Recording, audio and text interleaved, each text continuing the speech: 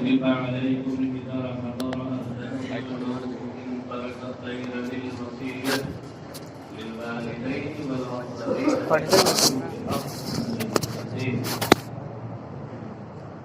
كتب عليكم تمہارے اوپر فرض کی گئی. کیا فرض کی گئی؟ کتبہ کا نائب فاعل ہے آگے الوصیت. تمہارے اوپر وصیت فرض کی گئی. اذا حضر احدکم الموت، جب تم میں سے کسی کے پاس موت حاضر ہو، مطلب یہ ہے جب قریب المرگ ہو اور موت کے آثار و اسباب قریب سامنے آ جائیں تو وصیت تمہارے اوپر فرض کی گئی. کب؟ ان ترک خیرا، اگر وہ مال چھوڑے. مال چھوڑے تبھی نہ وصیت کرے گا. کس چیز کی وصیت کرے گا؟ کیا اس بات کی وصیت کرے گا کہ ہمارے پڑوسی کا گھر لے لینا؟ کچھ مال خود چھوڑے گا تبھی تو اس کے بارے میں وصیت کرے گا. اچھا، تو اس سے آپ کو سمجھ میں آ گیا کہ الوصیت یہ کتبہ کا نائب فاعل ہے. کتبہ کا معنی مفسر کو کہتے ہیں فوریضہ، تمہارے پر فرض کی گئی. الموت اے اسبابہ، الموت کے بعد اسباب کو نکال کر یہ بتایا کہ موت بول کر اسباب موت مراد ہیں. ہاں، تو یہ مجاز مرسل کے طریقے سے ہوا. یا اس کی توجیہ آپ دوسرے طریقے سے یوں کہہ سکتے ہیں کہ موت کی تفسیر امام سیوطی نے اسبابہ سے کر کے اس بات کی طرف اشارہ کیا کہ یہاں مضاف محذوف ہے، یعنی عبارت میں ایجاز بالحذف ہے. تو دو طرح سے توجیہ ہو سکتی ہے. یا کہیں کہ اس میں ایجاز بالحذف ہے، مضاف اسباب کو حذف کر دیا گیا، اور حذف کرنے کی وجہ سے کلام میں اختصار و ایجاز پیدا ہوا. یہ ایجاز کون سا؟ ایجاز بالحذف ہے. یا دوسری توجیہ یوں کریں کہ موت بولا گیا اور اس سے مراد موت کا سبب دیا گیا. تو اس کا مطلب یہ ہوا کہ لفظ موت کی مجاز مرسل ہے، اس کا علاقہ مسببیت ہے. مسبب بولا گیا، سبب مراد دیا گیا. بات سمجھیں؟ دو طرح سے توجیہ اس تفسیر کی آپ کر سکتے ہیں. وجہ تفسیر دو طرح سے بیان کر سکتے ہیں. ان ترک خیرن، خیرن کی تفسیر کی مالن سے. خیر کو مال کہا، یعنی مال کو خیر کہا، اس لیے کہ مال اللہ کی سراپا نعمت ہے، خیر ہی خیر ہے. اور بات ہے اس کو غلط چیز میں کوئی استعمال کرے، اس کا استعمال کرنا غلط ہو جائے گا، نہ کہ وہ مال غلط ہو جائے گا.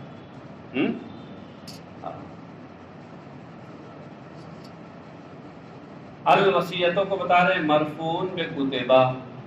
یہ وصیت کتبہ کی وجہ سے مرفوع ہے. کیوں؟ وہ متعلق بإذا إن كانت ظرفیۃ، اور اذا سے اس کا تعلق ہے. بلکہ اگر متعلق پڑھ لیجیے تو اور زیادہ واضح ہو جائے. ہاں، یہ اذا کا متعلق ہے، ان کا ظرفیت، یعنی اذا کا اس سے تعلق ہے اگر اذا ظرفیت بات کے لیے ہو. وَدَالٌ عَلَى جَوَابِهَا إِن كَانَتْ شَرْطِيَّةً، اور یہ اس کے جواب پر کو بتا رہا ہے. یعنی وصیت یہ جواب اذا کو بتا رہا ہے اگر اذا شرطیہ. حاصل کیا ہے کہ اذا حضرہ میں جو اذا ہے اس میں دو احتمال ہیں. ایک احتمال تو یہ ہے کہ اذا شرطیہ ہو. شرطیہ کا مطلب یہ ہے کہ ظرف کا معنی تو ہوگا ہی مگر متضمن معنی شرط. ہاں، ظرف کا معنی تو ہر صورت میں ہوگا. اور ظرفیہ کا مطلب یہ ہوا کہ محض صرف ظرف کا معنی دے، معنی شرط کو متضمن نہ ہو. یہ ہے ظرفیہ اور شرطیہ کی توجہ. تو اگر صرف ظرفیہ ہو کہ معنی شرط سے خالی ہو تو اس صورت میں اذا حضرہ یعنی اذا اپنے مضاف الیہ سے مل کر کے پھر الوصیتوں کا یہ ظرف بن جائے گا. ظرف کا مطلب مفعول فی بن جائے گا. اور اگر اذا شرطیہ ہو تو اس صورت میں الوصیۃ یہ جزائے اذا پر قرینہ بنے گا، یعنی اذا کی جزا جو محذوف ہے اس کے اوپر دال اور قرینہ بنے گا، کہ وہ جواب ان محذوف اور ان کا جواب محذوف ہے کیا فلیوسی۔ یہ خیال رہے کہ اذا کا بھی جواب اسی مضمون کا ہوگا، فلیوسی یا فلیوسی جو چاہیں آپ اس کو پڑھ لیں، باب افعال سے پڑھیں، اوصا یوسی ایسان سے تو فلیوسی، اور باب تفعیل سے پڑھیں وصا یوسی توصیۃً تو فلیوسی، معنی دونوں کے ایک ہوں گے۔ مطلب کیا ہوا کہ جب تم میں سے کوئی قریب المرگ ہو جائے اور موت کے اسباب اس کے سامنے آ جائیں تو اگر وہ مال اپنے پیچھے چھوڑ رہا ہو تو اس پر وصیت فرض ہے، اسے وصیت کرنا چاہیے۔ وصیت کرنا چاہیے کس کے لیے؟ للوالدین والاقربین بالمعروف، ماں باپ کے لیے اور قریبی رشتہ داروں کے لیے، بالمعروف، اس کے معنی کیا ہے؟ بالعدل، انصاف کے ساتھ، انصاف کے ساتھ وصیت کرنی چاہیے۔ یہ نہیں کہ والدین کو بہت تھوڑا سا دے دیں، دوسرے رشتہ داروں کو بہت زیادہ دے دیں، یا اس کے الٹا کرے کہ اور جو رشتہ داروں کو ایک دم بالکل برائے نام دے۔ مطلب عدل و انصاف کا تقاضا پورا کرے۔ اور اس کی واضح تشریح مفسر کہتے ہیں کہ بِأَن لَا يَزِيدَ عَلَى الثُّلُثِ وَلَا يُفَضِّلَ الْغَنِيَّ، انصاف کے ساتھ وصیت کرے، مطلب یہ ہے کہ تہائی سے زیادہ کی وصیت نہ کرے۔ اگر اس کے دیگر اور ورثہ ہوں تو اگر اپنے رشتہ داروں میں سے کسی کے لیے وصیت کرے تو تہائی سے زیادہ کی نہ کرے، کیونکہ تہائی سے زیادہ کریں گے تو ان ورثہ کا حق مارا جائے گا۔ وَلَا يُفَضِّلَ الْغَنِيَّ، اور یوں ہی مالدار کو ترجیح نہ دے، یعنی جو مالدار اس میں سے اس کے رشتہ دار ہیں ایسا نہ ہو کہ ان کو وصیت ان کے لیے زیادہ کی کر دے کہ وہ ہمارے فلاں سیٹھ صاحب جو ہمارے بھتیجے ہیں ان کو ہمارے مال میں سے اتنا دے دیا جائے، زیادہ دے دیا جائے۔ ہوتا کیا ہے، مالداروں سے لوگ دبے رہتے ہیں، ہاں، حالانکہ مالداروں کو کے پاس خود مال ہوتا ہے، ان کو دوسرے کے مال کی اتنی ضرورت نہیں ہے، مگر یہ جو دینے والے ہیں نا ان کے مال سے اتنے متاثر ہوتے ہیں کہ جب دینا بھی ہوتا ہے تو بھی انہیں کو زیادہ دیتے ہیں، ان کو کم ہوتی ہے۔ وَلَا يُفَضِّلُ الْغَنِيَّ، دینے میں یا وصیت میں وہ غنی کو، مالدار کو ترجیح نہ دے۔ حقاً علی المتقین، حقاً کو کہہ رہے ہیں مصدر مؤکد لمضمون الجملۃ قبلہ۔ حقاً یہ مصدر ہے یعنی مفعول مطلق ہے جو اپنے سے پہلے والے جملے کے مضمون کی تاکید کر رہا۔ اس سے پہلے جو جملہ ہے کہ کتب علیکم کذا و کذا، اس جملے کا جو مضمون ہے اس کی یہ تاکید کر رہا ہے۔ اصل میں کیا ہے؟ حقاً یعنی حق حقاً، اے ثبت ثبوتاً، یہ بات ثابت ہے۔ کون بات؟ ارے وہی جو ما قبل بیان کی گئی ہے، کتب علیکم الوصیہ، تمہارے اوپر وصیت فرض ہے، تو یہ بات ثابت ہے۔ تو جو مضمون اس کا تھا اس جملے میں بھی، حقاً میں بھی وہی مضمون آیا، بس یہ ہے کہ اس میں صراحتاً تھا، اس میں صراحتاً نہیں ہے۔ اور جب ایک مفہوم کو دو بار ذکر کیا جائے تو وہ تاکید بنتا ہے، اس لیے کہا کہ مصدر مؤکد لمضمون الجملۃ قبلہ، یہ ایسا مفعول مطلق ہے جو اپنے ما قبل کے مضمون جملہ کی تاکید کر رہا ہے۔ حقاً علی المتقین، اللہ، اللہ جو نکالا اس میں جلالت، یہ متقین کا مفعول بھی نہیں، اللہ سے ڈرنے والوں کے لیے یہ حق ہے، ثابت، یعنی ان پر لازم ہے۔ اب مفسر کہتے ہیں کہ ھذا منسوخ بآیۃ المیراث و بحدیث لا وصیۃ لوارث۔ اس آیت میں جو یہ کہا گیا ہے کہ بوقت موت انسان پر اپنے والدین کے لیے، قریبی رشتہ داروں کے لیے وصیت لازم ہے، تو کہہ رہے ہیں کہ یہ پہلے حکم تھا۔ بعد میں جب آیت میراث نازل ہوئی اور وارثین میں کس کا کیا حصہ ہے اللہ کی طرف سے متعین کر دیا گیا، تو اب کسی وارث کے لیے وصیت اب لازم نہ رہی، جائز ہے اب بھی کچھ تہائی سے کم میں، لیکن لازم نہ رہی۔ ھذا منسوخ بآیۃ المیراث، یہ حکم یعنی وصیت کے فرض ہونے کا جو حکم ہے یہ آیت میراث سے منسوخ ہو گیا، اور حدیث نبوی لا وصیت لوارث سے یہ منسوخ ہو گیا، وارث کے لیے وصیت یعنی لازم نہیں۔ رواہ ترمذی، امام ترمذی نے اس حدیث کی روایت کی ہے اپنی سنن میں۔ فمن بدلہ بعد ما سمعہ فانما اثمہ علی الذین یبدلونہ، تو جو اس میں تبدیلی کر دے، اس کو بدل دے، بدلہ میں حاضمین کا معنی کیا ہے؟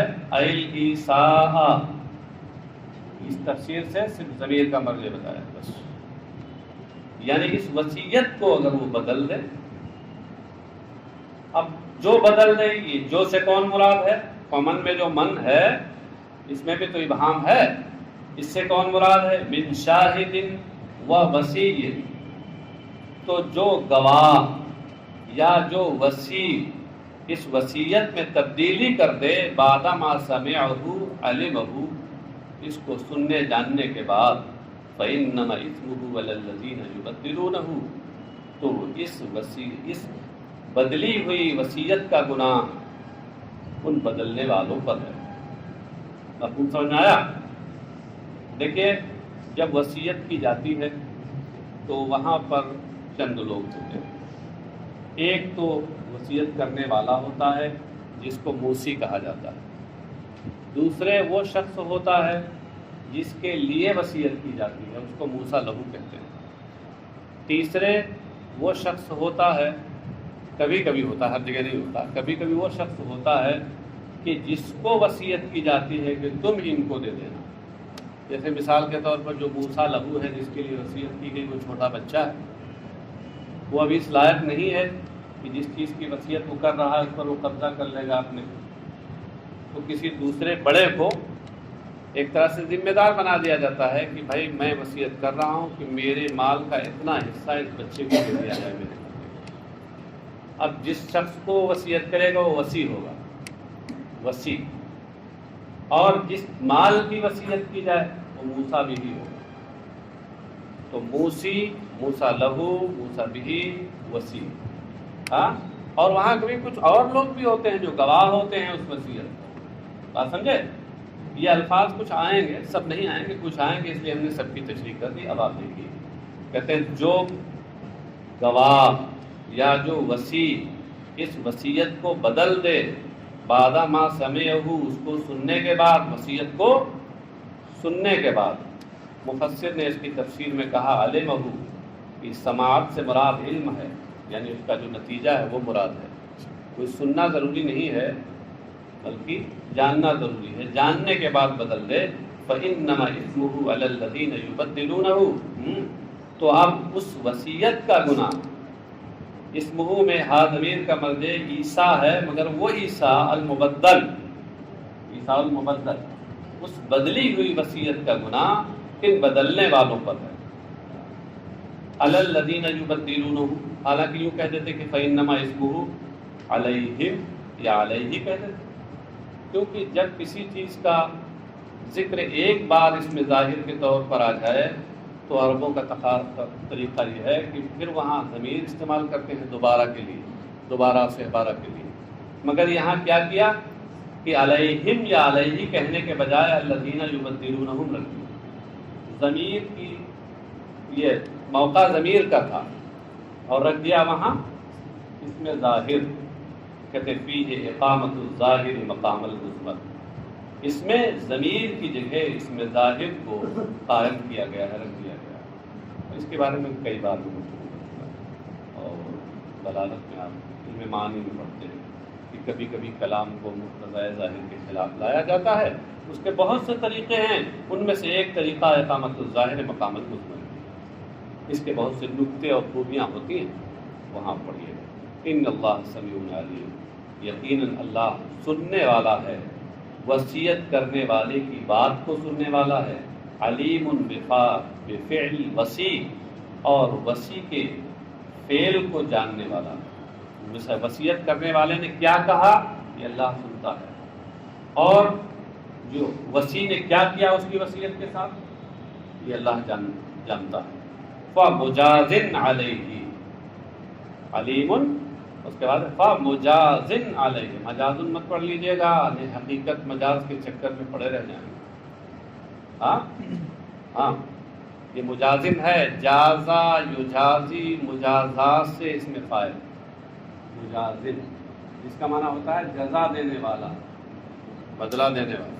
ہاں فَمُجَازٍ عَلَيْهِ، اس کا اسی علیم پر ہے، ان اللہ سمیع علیم فَمُجَازٍ عَلَيْهِ، قادر کی طرح اس میں منقوص ہے۔ یہ وہ مقام ہے جہاں گچا کھاتے ہیں لوگ، کیونکہ ذہن ادھر جلدی جاتا نہیں۔ فَمَنْ خَافَ مِن مُوصٍ جَنَفًا أَوْ إِثْمًا فَأَصْلَحَ بَيْنَهُمْ فَلَا إِثْمَ عَلَيْهِ إِنَّ اللَّهَ غَفُورٌ رَحِيمٌ۔ تو جو وصیت کرنے والا، فَمَنْ خَافَ مِن مُوصٍ، تو جو شخص وصیت کرنے والے سے اندیشہ کرے، ڈرے، اس کی جانب سے اندیشہ کرے اور ڈرے، کس چیز کا؟ جنفن او اثمن، غلطی سے، حق سے پھر جانے کا اندیشہ کرے یا گناہ کا اندیشہ کرے۔ کیا مطلب ہے؟ جس شخص کو یہ اندیشہ ہو کہ یہ وصیت کرنے والا انجانے میں یا جان بوجھ کر حق سے پھر جائے گا، انجانے میں حق سے پھر جائے گا، اس کے لیے جنفن کی تعبیر استعمال کی، اور مفسر نے اس کے معنی بتائے کہ جنفن کا مطلب ہوتا ہے میلن عن الحق خطا، غلطی سے حق سے پھر جانا، اور اثمن اور جان بوجھ کر حق سے پھرنا یہ تو گناہ کا کام ہے، اس لیے قرآن کریم میں اس کی تعبیر اثمن سے ہوئی، اور مفسر نے اس کی تشریح کی بأن تعمد ذلك، اس طور پر کہ حق سے پھرنے کا کام جان بوجھ کر ہو کر۔ بات سمجھے؟ حاصل کیا ہوا کہ جس شخص کو وصیت کرنے والے کی جانب سے حق سے پھر جانے اور غلطی کرنے کا اندیشہ ہو، چاہے جان بوجھ کر چاہے انجانے میں اندیشہ ہو، فَأَصْلَحَ بَيْنَهُمَا فَلَا إِثْمَ عَلَيْهِ، تو وہ بینہم، تو وہ ان کے درمیان صلح کرا دے۔ اب یہ بیچ میں یہ بات آ گئی کہ یہ غلطی کرنا، خطاً حق سے پھر جانا یا جان بوجھ کے حق سے پھر جانا، اس کی کیا صورت ہے؟ کہہ رہے بِالزِّیَادَةِ عَلَى الثُّلُثِ، اور تخصیص غنی، مثلا تہائی سے زیادہ وصیت کر کے، یا خاص طور سے یا کسی مالدار کو خاص کر کے مثلا وصیت کرنے میں وہ تہائی سے زیادہ کی وصیت کر دے، یہ غلط کام کرے وہ، یا یہ اندیشہ ہو کہ وصیت کرنے والا اپنے رشتہ داروں میں سے کسی مالدار کو خاص کر دے گا کہ ہمارا سارا مال یا آدھے سے زیادہ مال فلاں مالدار کو دے دیا جائے۔ تو یہ اگر یہ کرتا ہے تو یہ اگر خطاً کرتا ہے تو جنف ہے، اور جان بوجھ کے کرتا ہے تو اسم ہے۔ فَأَصْلَحَ بَيْنَهُمْ، تو وہ شخص ان دونوں کے درمیان وہ صلح کرا دے۔ کن کے درمیان؟ یعنی بین الموسی والموسیٰ لہ، وصیت کرنے والے اور جس کے لیے وصیت کی، ان دونوں کے درمیان وہ صلح کرا دے، یعنی سدھار پیدا کر دے۔ کیسے؟ بالامر بالعدل، انصاف کا حکم دے کے، یعنی یہ کہے کہ اے وصیت تو کر رہے ہو مگر انصاف کا خیال رکھو وصیت کرنے میں، سمجھے؟ ہاں، انصاف کا جو تقاضا ہے اسے پورا کرو۔ تو یہ اصلحہ بینہم کی تفسیر ہے الامر بالعدل، اور بائے تصویر ہے۔ فلا اثم علیہ فی ذالک، تو اس میں اس پر کوئی گناہ نہیں، تو اس نے اچھا کام کیا، اس میں گناہ کیا ہوگا؟ ان اللہ غفور رحیم، بے شک اللہ بخشنے والا مہربان ہے۔ یا ایھا الذین آمنوا کتب علیکم الصیام کما کتب علی الذین من قبلکم لعلکم تتقون، روزے کا بیان آ گیا ہے۔ اے ایمان والو، تمہارے اوپر روزے فرض کیے گئے جس طریقے سے تم سے پہلے والوں پر، الذین قبلکم من الامم، یعنی الذین سے مراد ہیں امتیں، جیسے تم سے پہلے کی امتوں پر روزے فرض کیے گئے تھے، لعلکم تتقون المعاصیہ، تاکہ تم گناہوں سے بچو، پرہیز کرو۔ المعاصیہ یا تتقون کا مطلب بھی نکالا، گناہوں سے بچو، روزے فرض کیے گئے تو گناہوں سے بچو ان کے ذریعے۔ یہ کیوں؟ یہ کیسے؟ کہتے ہیں فَإِنَّهُ يَكْسِرُ الشَّهْوَةَ الَّتِي هِيَ مَبْدَؤُهَا، اس لیے کہ روزہ اس شہوت نفسانی کو توڑ دیتا ہے، کہ شہوت نفسانی جو اس کا نقطۂ آغاز ہے، جو گناہوں کا نقطۂ آغاز ہے۔ گناہ کہاں سے شروع ہوتے ہیں؟ شہوت نفس کی وجہ سے گناہ شروع ہوتے ہیں، تو اس کا نقطۂ آغاز، اس کا مبدا کون ہے؟ شہوت۔ مبدؤہا میں ہا ضمیر کا مرجع ہے المعاصی۔ دیکھیے دونوں کے نیچے دو نمبر لگے ہوئے ہیں۔ یہ جو گنتی ہے کسی محدث صاحب کا تعبیر نہیں ہے، ضمیر کا مرجع بتانے کے لیے ہے۔ ایام معدودات، ایام معدودات، گنتی کے چند دن۔ ایامن کو کہہ رہے ہیں کہ نسب بالصیام او یصوم مقدرا۔ ایامن یہ منصوب ہے، سیام کے ذریعے منصوب ہے، کتب علیکم الصیام میں جو سیام ہے اس کے ذریعے منصوب ہے، یعنی اس مصدر کا یہ مفعول فیہ۔ تو اب اس صورت میں ترجمہ کیا ہوگا کہ کتب علیکم الصیام ایام معدودات، کہ تمہارے اوپر گنتی کے چند دن روزے رکھنا فرض کیا گیا۔ اور یا تو یسومو سے جو مقدر ہے، یسومو مقدر سے یہ اس کی وجہ سے منصوب ہے، یعنی اس کا مفعول فی ہونے کی وجہ سے یہاں یسومو نکالا جائے گا۔ کتب علیکم الصیام کما کتب علی الذین من، یسومو نہیں ہوگا جی، سومو ہے، سومو۔ تمہارے اوپر روزے فرض کیے گئے، سومو ایام معدودات۔ کاتب نے ایک نقطہ اس کے نیچے زیادہ کر دیا، اور کاتب صاحب کی اس خطا کا اول اولا میں بھی شکار ہو گیا۔ یسومو پڑھ دیا اس کو، ہے بے سومو، یعنی نسب بالصیام اور بے سومو مقدر، وہ سیام کی وجہ سے منصوب ہے، یا سومو جو یہاں مقدر ہے اس کی وجہ سے منصوب۔ یسومو تو یہاں مقدر ہوگا بھی نہیں، آپ غور کیجیے یسومو کیسے مقدر ہوگا؟ جب یہاں کہا جا رہا ہے کتب علیکم الصیام، تمہارے اوپر روزہ فرض کیا گیا، تو مخاطب کا صیغہ ہے نا، تو آگے جو فعل نکالا جائے گا وہ بھی مخاطب ہی کا صیغہ ہوگا، صوموا ایام معدودات، تو تم لوگ گنتی کے چند دن روزہ رکھو۔ اس کو بنا ضرور لیجیے گا، یسومو کو بسومو، معدودات کا مطلب ہے قلائل، چند دن، اے موقتات بعدد معلوم، یعنی مطلب یہ ہے کہ معلوم ایک متعین گنتی سے جس کا وقت بیان کیا گیا ہے، اور یہ متعین گنتی سے وقت جن ایام کا بیان کیا گیا وہ کیا ہے؟ وہی رمضان، یہ رمضان ہے۔ کما سیاتی، جیسا کہ انتری اگلے صفحے پہ آیت آ رہی ہے، شہر رمضان الذی انزل فیہ القرآن، آگے ہے نا، تو وہاں آگے آ رہا ہے۔ اچھا اب آپ بتائیے کہ پورا ایک مہینہ ہے، اب کہا جا رہا ہے کہ چند دن کے روزے کے اوپر، چند کہا جا رہا ہے، یہ قلیل کیوں کہا جا رہا ہے؟ قللہ تسہیلا علی المکلفین، اس کو چند کہا اور قلیل قرار دیا، یہ مکلفین پر آسان کرنے کے لیے۔ جیسے کبھی کبھی فرض کیجئے کوئی سبق بڑا مشکل ہے اور ہم کہیں ارے اس میں کیا رکھا ہے، بالکل آسان ہے، اس لیے کہتے ہیں تاکہ آپ اس کو بہت آسان نہ سمجھ لیں، پہاڑ نہ سمجھ لیں۔ یا کئی صفحے باقی ہیں، ارے اب کیا رہ گیا ہے، چند صفحے تو رہ گئے، حالانکہ ہے بہت، تو کس لیے؟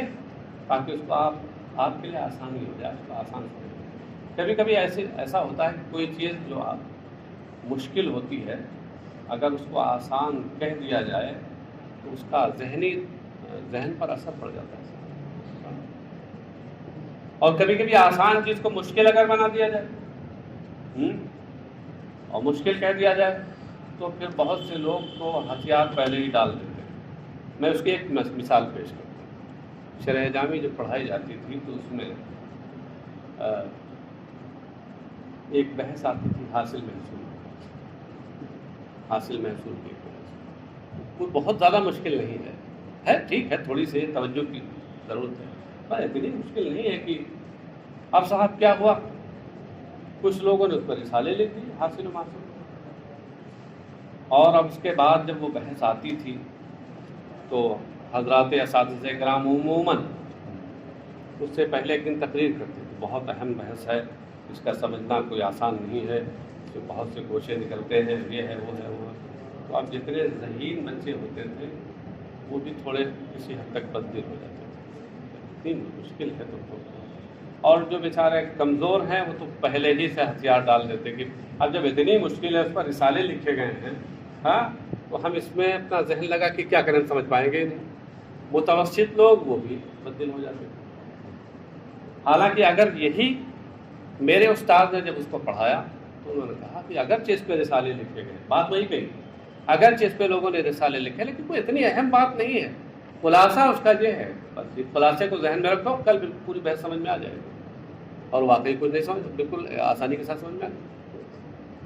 تو یہی ہوتا ہے کہ کبھی کبھی کوئی چیز زیادہ بھی ہوتی ہے اور اس کو کم کہہ دیا جاتا ہے، اس سے آسانی پیدا ہو جاتی ہے۔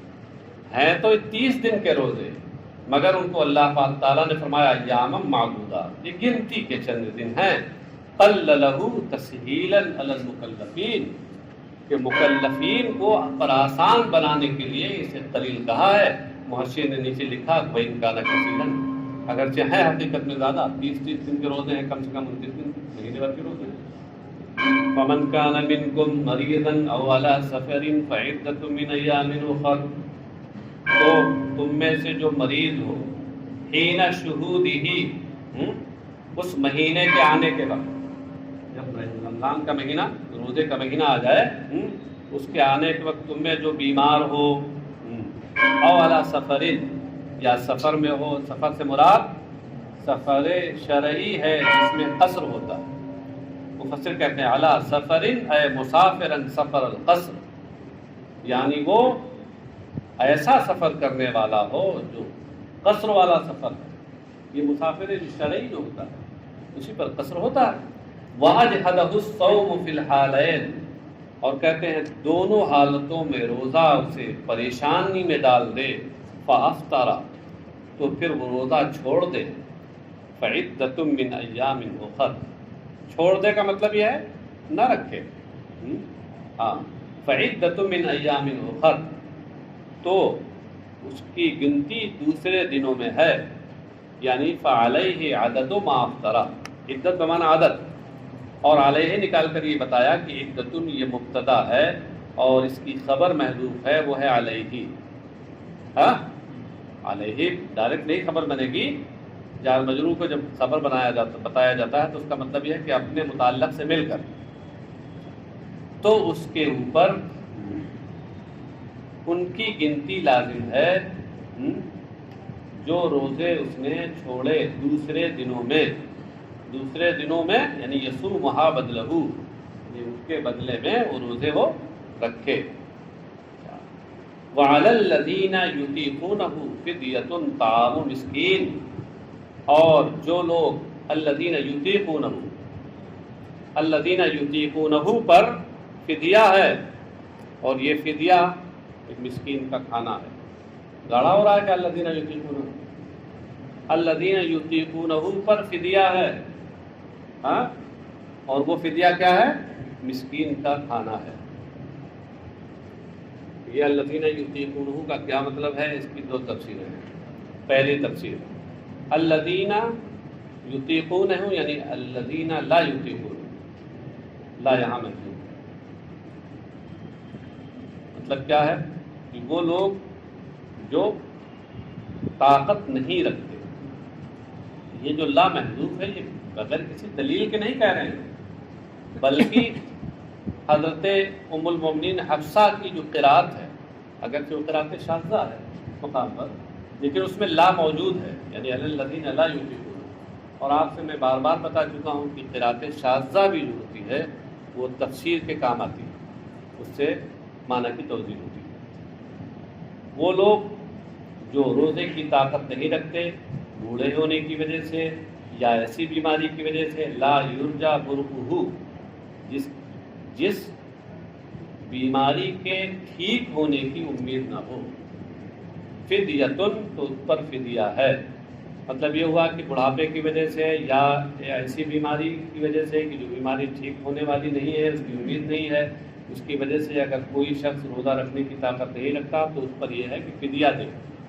ہیا طعام و مسکین، یا نکال کر بتایا کہ طعام و مسکین خبر ہے مبتدأ محذوف ہیا کی، یہ فدیہ ایک مسکین کا کھانا ہے قدر ما یاکلہ فی یومن، یعنی اتنی مقدار میں کہ ایک دن میں جتنا وہ کھاتا ہے۔ وہ کتنا ہے؟ وہوا مد من غالب قوت البلد لکل یوم، اور وہ ایک مد ہے، ایک سیر ہے روزانہ کی اس بستی کی اکثر خوراک سے، یعنی اس بستی کی جو خوراک ہے عمومی طور پر اکثری خوراک جو ہے اس بستی کی جو وہاں کھایا جاتا ہے، تو اس میں سے ایک مد، ایک سیر، یہ کس کے نزدیک؟ نیچے محشی کے لکھا ہے، دیکھیے، عند مالک و شافعی، امام مالک اور شافعی کے نزدیک ایک سیر، اور امام اعظم کے نزدیک کیا ہے اس کی تفصیل آپ کو معلوم ہے کہ گیہوں ہیں تو نصف سا، اور اگر جو وغیرہ ہے تو ایک سا، جو آپ صدقہ فطر دیتے ہیں وہی صدقہ فطر کی مقدار ہے۔ تو یہ تو ایک قرات ہو گئی صاحب،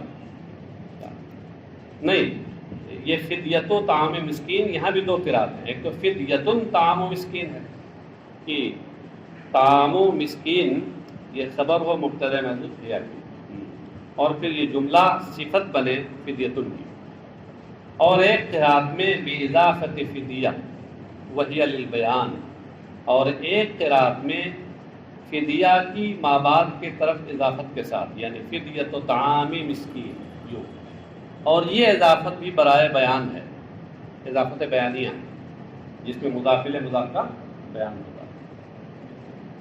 وقیلا، یہاں قیلا سے دوسرا قول ذکر کر رہے ہیں، لا یطیقونہ کی تفسیر میں، تو ایک قول یہ ہے کہ لا غیر مقدرہ، یطیقونہ میں یہاں لا مقدر نہیں ہے، وَكَانُوا مُخَيَّرِينَ فِي صَدْرِ الْإِسْلَامِ بَيْنَ الصَّوْمِ وَالْفِدْيَةِ، اور اسلام کی اور ابتدائی اسلام میں لوگوں کو روزہ رکھنے اور فدیہ دینے کا اختیار تھا، یہ لازمی حکم نہیں تھا، اختیار تھا۔ ثُمَّ نُسِخَ بِتَعْيِينِ الصَّوْمِ بِقَوْلِهِ فَمَنْ شَهِدَ مِنكُمُ الشَّهْرَ فَلْيَصُمْهُ، اور پھر روزہ متعین کر کے اس حکم کو منسوخ کر دیا گیا اللہ تعالیٰ کے ارشاد فَمَنْ شَهِدَ مِنكُمُ الشَّهْرَ فَلْيَصُمْهُ سے، یہ ارشاد جو آگے آ رہا ہے کہ تم میں سے رمضان کا مہینہ جس کے پاس آ جائے تو اس کا روزہ رکھے۔